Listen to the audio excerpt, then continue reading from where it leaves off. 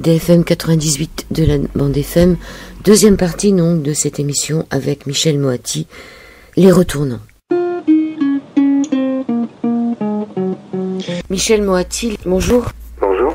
Vous êtes lauréat du prix Polar de Cognac 2017. Vous êtes docteur en sociologie et professeur à l'université. Vous démontrez encore avec maestria qu'il y a plus d'une corde à votre arc.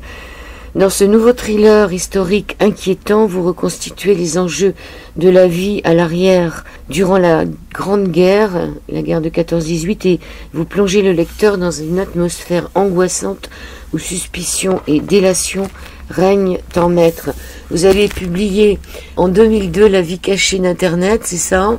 Ouais. En 2010, Des vies rêvées.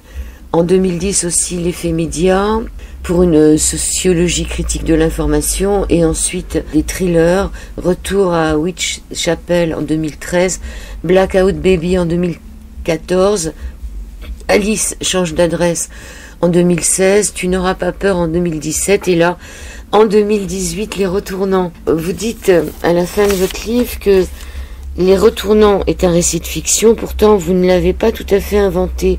Certains des éléments qu'il contient viennent du fond de votre enfance. Vous pouvez nous en dire un peu plus? Oui, ce que j'essaie d'expliquer en quelques pages, c'est que l'idée de départ de ce roman, elle vient vraiment de très loin de ma toute petite enfance, pour mon arrière-grand-père que j'ai bien connu. Il est mort quand j'avais 14 ans, qui était un soldat de la Grande Guerre lui-même, me racontait tous les soirs au coucher des histoires qu'il inventait, qui étaient inspirées de sa vie de soldat de la guerre de 14-18. C'était pas des souvenirs de guerre, c'était il appelait ça d'ailleurs ses contes, pas des contes de fées, mais des contes de soldats, un petit peu autour du front, bien sûr, des épisodes de bataille, etc., mais surtout des épisodes de permission,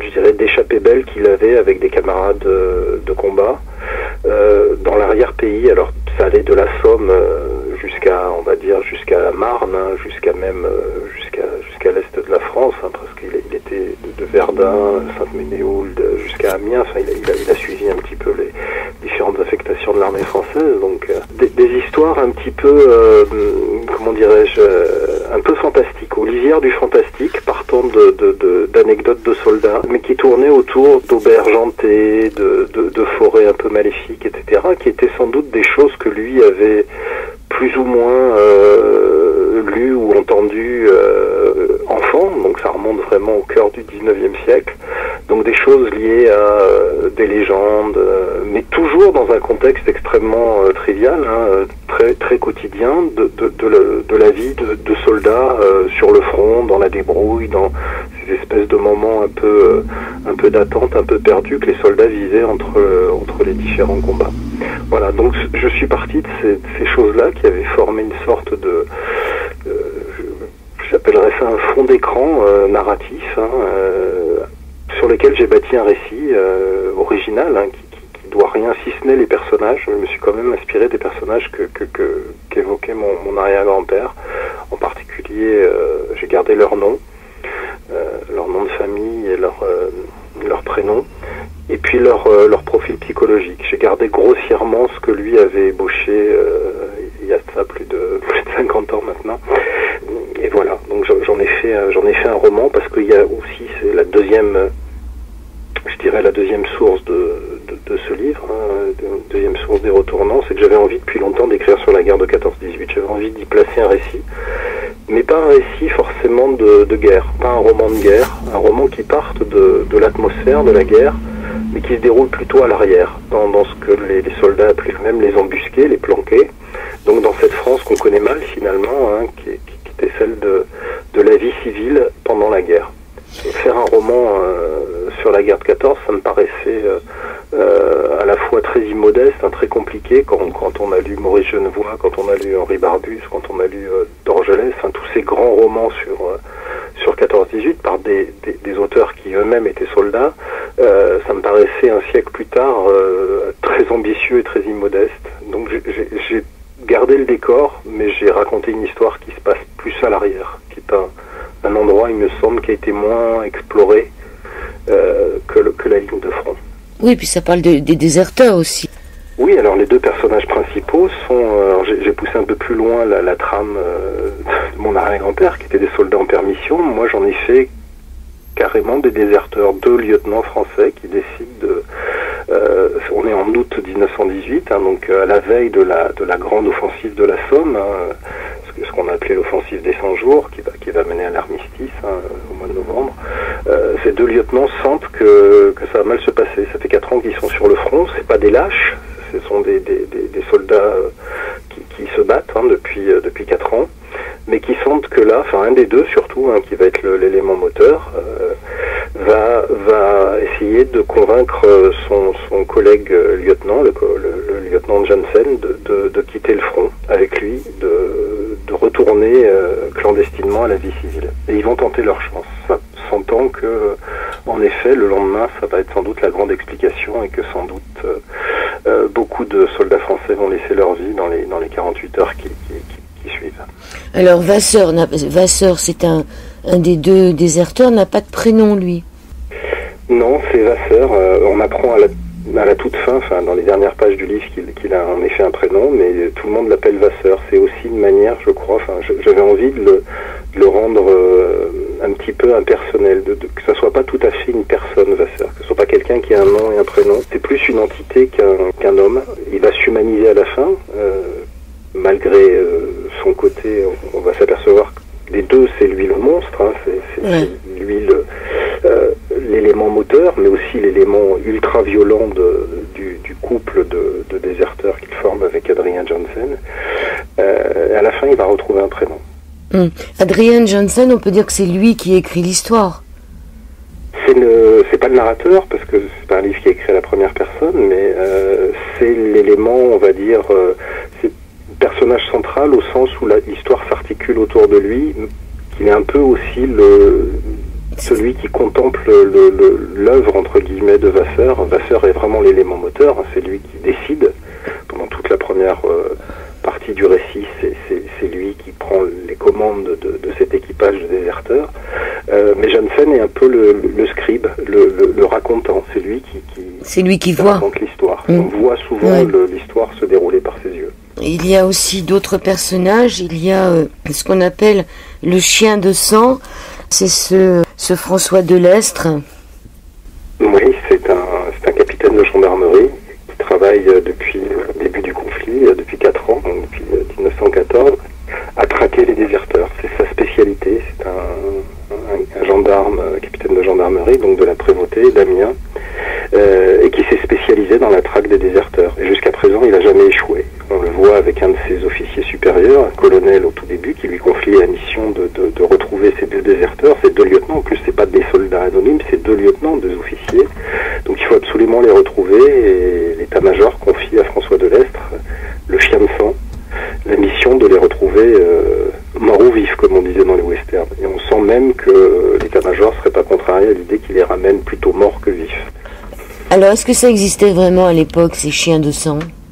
Alors, oui, bien sûr. Il ne s'appelait pas le chien de sang. Le chien de sang, c'est moi qui lui ai donné ce nom. Mais des gendarmes de la prévôté chargés d'arrêter les déserteurs, il y en avait dans toutes les villes de garnison, sur toutes les affectations de militaires. Il y en avait, et ils faisaient à peu près le travail que fait François Delestre. C'est-à-dire une mission d'enquête policière, même si ce sont des gendarmes. Ils font vraiment une mission de recherche, d'investigation, de pistes. C'est pour ça que je l'ai appelé le chien de sang, comme les chiens qui à la chasse traquent le gibier. Ils étaient vraiment spécialisés là-dedans. Ils menaient vraiment une filature, une investigation sur les traces de soldats déserteurs.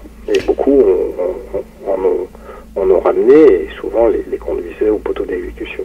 Est-ce qu'on a une idée du nombre de personnes qui ont été exécutées justement pour désertion dans la guerre de 14? Alors les chiffres sont contestés, hein, sont imprécis. On est sûr de plusieurs centaines, peut-être plusieurs milliers, mais plusieurs centaines, c'est sûr. Surtout lors de la prise de fonction de Pétain, hein, quand il a été appelé pour à la fois remettre de l'ordre, et peut-être un peu d'humanité aussi dans le traitement des soldats sur la ligne de front, mais aussi beaucoup d'ordre au sens où il fallait des mesures d'exception, des mesures exemplaires, où il a fait fusiller des hommes. Alors, il y a des histoires célèbres sur les condamnés à mort dans l'armée française, mais il y a eu de manière certaine plusieurs centaines de soldats français qui ont été fusillés. Et des milliers ont été arrêtés en martial, etc. Et certains ont été en prison, au bagne, certains ont été déportés à Cayenne, en Guyane, et sans doute plusieurs centaines ont été fusillés. Alors ce François de Lestre, quand même, à un moment, il se dit que ceux qui désertent, ce sont quand même des soldats, et à un moment, il se demande si ça vaut vraiment aussi la peine de les chercher. Oui, c'est un gendarme qui a des états d'âme. C'est son métier, il est chargé de récupérer ses soldats et de les ramener devant la cour martiale, mais lui-même a été engagé de manière très brève sur le front de l'Est. Il a vu les hommes mourir, il a vu les conditions terribles dans lesquelles se déroulait cette guerre, et il comprend, on le sent aux 2/3 du récit, qu'il a des états d'âme au sens où il comprend. Il les justifie pas, il leur donne pas raison, mais il comprend pourquoi on peut déserter dans ces conditions-là. Et il se demande si finalement, lui-même, s'il avait vécu ce qu'avaient vécu ces deux déserteurs-là, n'aurait pas fait la même chose. Ce qui n'empêchera pas d'aller jusqu'au bout. Il y a aussi le fait de traverser tout un tas de villages, et il traverse un tas de villages en se cachant, en se planquant, et il y a donc les déserteurs, mais comme vous le disiez tout à l'heure aussi, il y a les embusqués. Oui, ça c'est au cœur du récit. J'avais vraiment envie de décrire cette France de l'arrière, dans laquelle il n'y a plus beaucoup d'hommes, puisque la plupart des hommes sont au front, mais il y en a quand même. Il n'y a pas que des vieillards, il y a beaucoup de femmes, beaucoup d'enfants, mais il y a aussi quelques hommes dans la force de l'âge qui sont des embusqués, des pistonnés, des gens qui ont de bonnes raisons d'être là, parce qu'ils participent à l'effort national, qui sont des ouvriers très spécialisés, etc. Mais on sent qu'il y a deux France, il y a deux mondes qui se sont peut-être pas connus, pas rencontrés pendant ces plus de 4 années de conflit.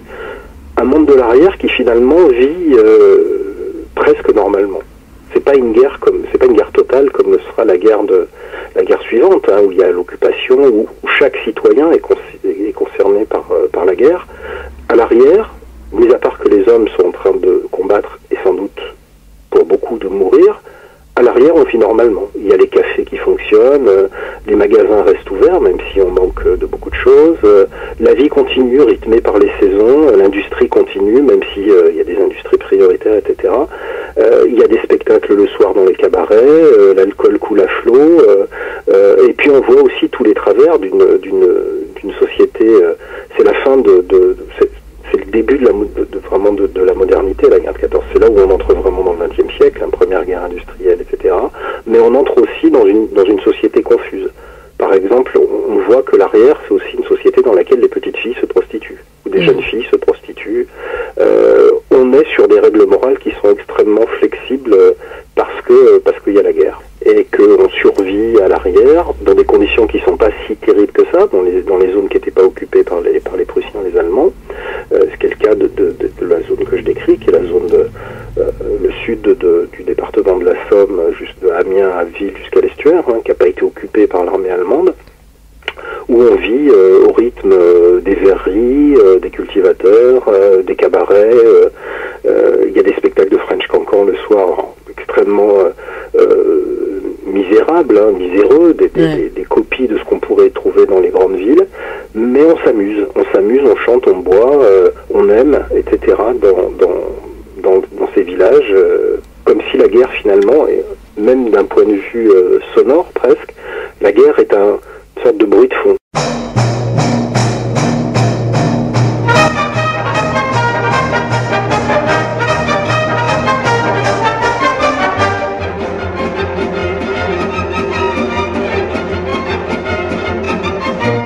On entend très loin, à plusieurs dizaines de kilomètres, la canonnade et le bruit des canons, des bombardements.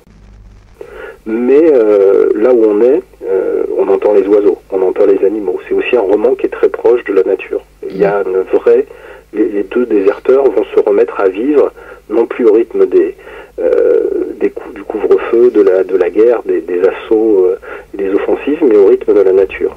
Ils écoutent les rivières couler, ils écoutent les bêtes nocturnes courir dans les sous-bois, etc. Alors que là où ils étaient, il n'y avait plus de vie. Ils trouvent, donc Vasseur et Janssen trouvent refuge au domaine d'Ansen, une étrange propriété à l'abri de la guerre et du monde. Là vivent un vieil industriel ruiné et sa fille Mathilde, poitrinaire et somnambule, et la très secrète Nelly Voyelle, leur domestique.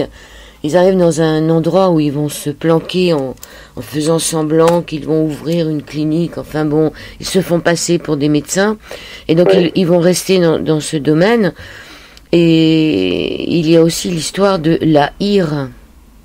Le Hire, pardon, oui, le Hire.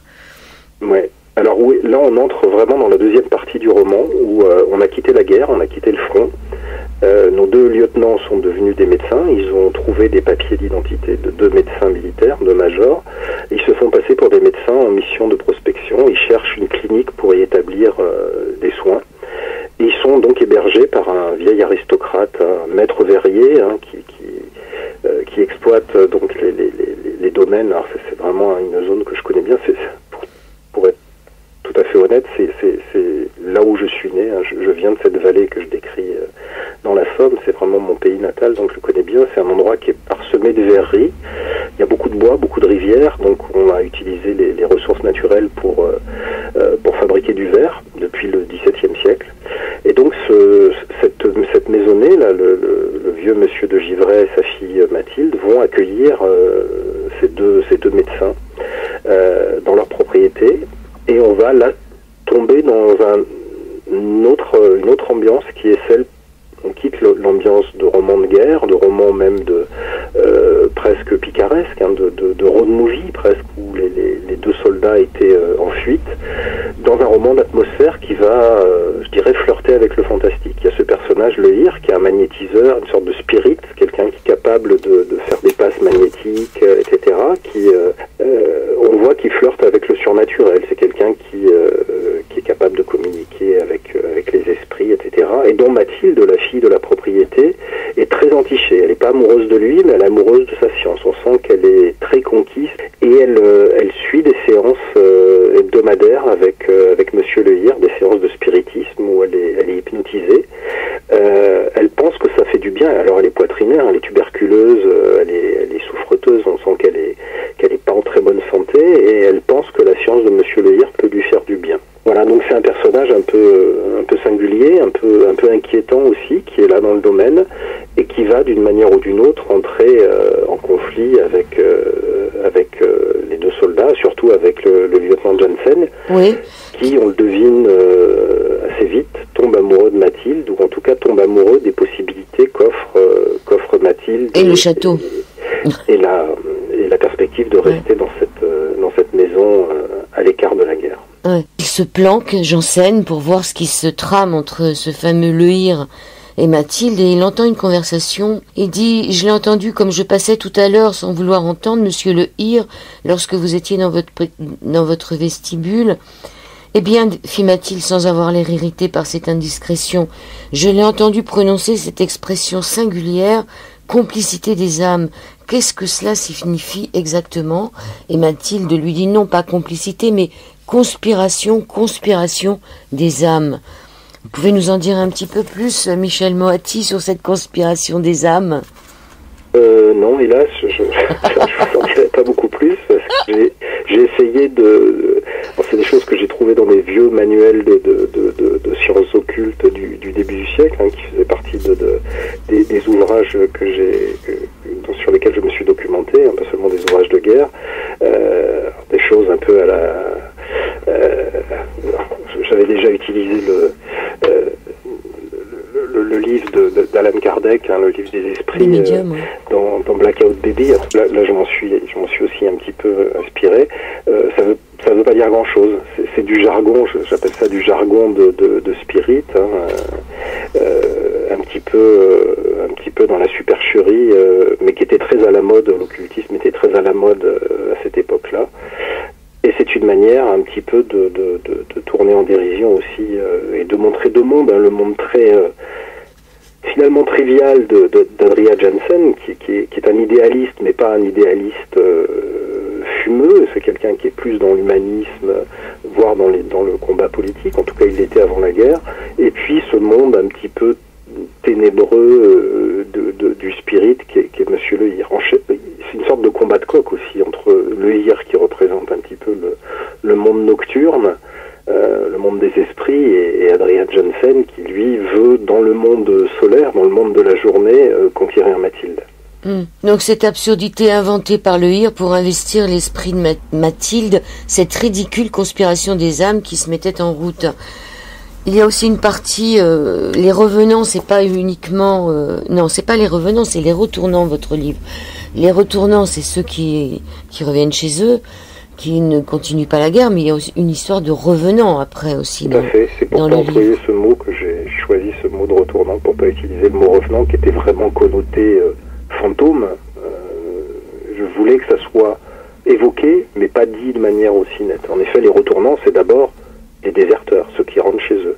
Mais c'est aussi, on le voit dans la deuxième partie du livre, ouverte par l'arrivée de Monsieur Le Hir, le spirit, celui qui parle aux forces des ténèbres, aux spectres, aux morts, celui qui est capable de parler aux esprits.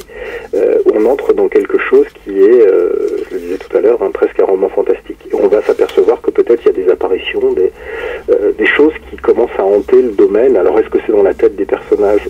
Plus on va avancer vers la fin, plus on va se faire une idée. Il y a un moment où on sait plus, où on sait pas trop s'il s'agit d'hallucinations, de Mathilde est somnambule aussi. Elle se lève la nuit, elle hante les couloirs du domaine, etc. Adrienne Jansen la surprend plusieurs fois dans les couloirs du domaine d'Ansen. Et on sent une atmosphère un peu fantomatique, en effet, se mettre en place jusqu'à l'apparition peut-être d'un revenant. Pour le coup, pas d'un retournant, mais d'un revenant. Voire de plusieurs revenants. Dans l'esprit de Mathilde, elle est d'un seul coup entourée d'une armée de revenants, que Jansen va essayer, lui, d'exorciser. Alors justement, Jansen avait lu que certaines tuberculoses entretenaient des sympathies avec l'esprit, et la nécrose des tissus respiratoires contaminait parfois les matières cérébrales. Vous avez trouvé ça dans un livre de médecine ? Non, pas du tout. C'est une invention. C'est la littérature. Ouais. J'ai pas trouvé ça dans un livre de médecine. Non, c'est de la fiction.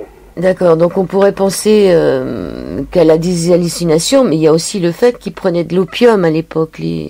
L'opium était... En effet, il a, dès avant la guerre, il utilisait l'opium, et il va s'y remettre. Il va s'y remettre dans cette espèce de temps suspendu du domaine d'Ansen. Il va voler de la morphine chez un médecin qu'il a rencontré, et il va se remettre à l'opium. Il y a toute cette grande traque de François Delestre qui est assez extraordinaire dans le livre. Quelque part, on n'a pas envie qu'il soit retrouvé, mais quelque part, en nous, on a envie aussi qu'il soit retrouvé, parce que Vasseur, c'est quand même pas un ange. Vasseur, c'est pas un ange, non, c'est un vrai psychopathe. Oui. Il est ultra violent. On se met à espérer plusieurs fois que François Delestre lui mette la main dessus, et en même temps, on a un peu peur pour Jansen, qui est pas un personnage qualifierait forcément de sympathique, mais plus sympathique que Vasseur. Il est très ambivalent, Jansen, on ne sait pas trop ce qu'il faut en penser. Jusqu'à la fin, on hésite sur son statut. Est-ce que c'est un gentil, ou est-ce que c'est aussi un criminel comme son collègue? François Delestre, lui, a du mal à nous être foncièrement antipathique aussi. On voit que c'est quelqu'un qui fait son boulot consciencieusement, qu'il a de l'empathie avec plusieurs personnages qu'il rencontre, il a aussi une vie de famille, on le voit plonger par instant dans sa vie familiale. Donc on a envie à la fois de cette rencontre et de cette confrontation entre la proie les proies et le chasseur, et puis on se demande ce qui va en découler. Ce qui va en découler, ça sera forcément pas ce qu'on attendait. Alors, Michel Moati, est-ce que quand vous étiez petit et que votre grand-père vous racontait tous ces contes, ces anecdotes, votre arrière-grand-père, vous racontez tous ces contes et tout ça, vous aviez peur? Ah oui, beaucoup, ouais, beaucoup. Je pense que c'est lui qui a aiguisé mon esprit et Parce que mon tous vos livres... à la littérature fantastique, à la littérature un peu d'horreur. J'adore Stephen King, par exemple, et je suis pas certain que ça vienne pas de là.